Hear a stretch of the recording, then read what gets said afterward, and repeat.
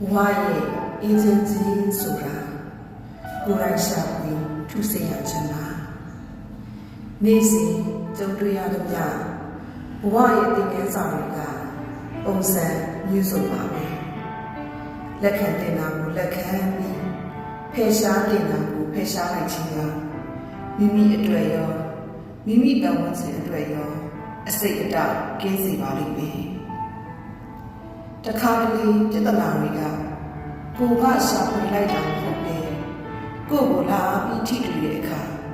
ပါပါနဲ့နဲ့တိတ်ရှောင်လိုက်ပါဒေါသချရင်တောကများပါလိမ့်မယ်